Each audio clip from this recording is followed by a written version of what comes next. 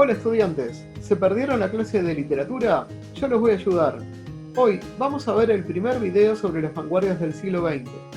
Estas vanguardias van desde la segunda mitad del siglo XIX hasta las primeras 3 décadas del siglo XX.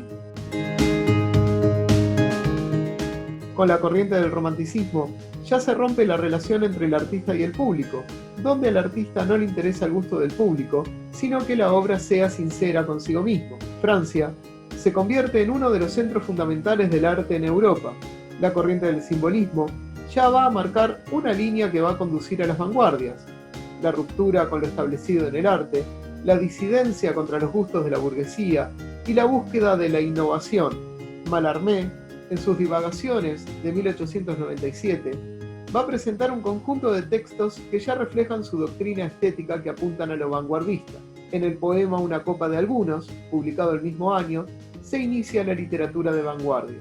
Rimbaud y Mallarmé, ambos simbolistas, aportan el valor simbólico de las letras, color y espacio como elementos básicos del poema, y la integración entre las artes que luego va a derivar en los caligramas, poemas cuyos versos van a formar figuras. Con el simbolismo en Francia y el modernismo en Latinoamérica, de la mano de Martí en Cuba y Darío en Nicaragua, se inicia la revolución formal en el arte. Integran distintas disciplinas artísticas y son el punto de partida de las vanguardias. Van a centrar la creación artística en un lenguaje cerrado. Vanguardismo artístico, desarrollado entre 1914, la Primera Guerra Mundial, y 1939, la Segunda Guerra. ¿Pero de qué hablamos cuando hablamos de vanguardias? Este es un término militar de origen francés, avant-garde, creado durante la Primera Guerra Mundial y designa la primera línea de ataque. Por eso, las vanguardias tratan de estar delante de todas las estéticas artísticas y querer sobresalir de ellas. El sufijo ismo, como en vanguardismo, cristianismo, islamismo, etc., designa una doctrina, sistema, escuela o movimiento. Las vanguardias van a reaccionar contra el naturalismo, corriente artística del siglo XIX, contra el simbolismo y el modernismo también, y contra los preceptos o los gustos de la burguesía. Las vanguardias se alejan de la mímesis o la reproducción exacta de la realidad, desarrollada en el siglo anterior con la corriente artística denominada realismo. El foco de origen es Europa, pero en América se sigue esta línea. Dos vanguardias van a aparecer como importantes en este continente. Una de ellas, el creacionismo de Huidobro, que plantea la necesidad de abandonar la reproducción de la realidad preexistente a fin de buscar su propia verdad y crear su propio mundo.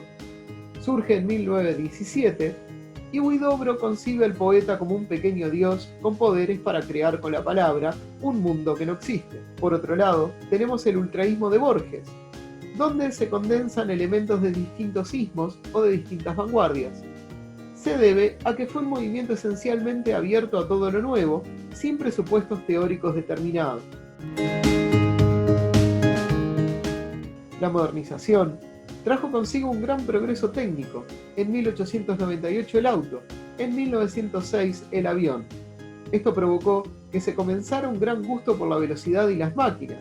La Revolución Rusa de 1919, junto a la Primera Guerra Mundial, van a provocar un gran impacto en la sociedad y en la mentalidad de principios del siglo XX. La Primera Guerra Mundial provocó la muerte de millones de personas. Es la primera guerra masiva, donde no solo se va a luchar en el campo de batalla, sino que también la guerra va a ser trasladada a las ciudades. Trajo consigo el desarrollo de nuevas armas y tácticas que permitía la matanza de miles de soldados o de civiles. Provoca conmoción e inseguridad en toda la sociedad que no esperaba tal masacre.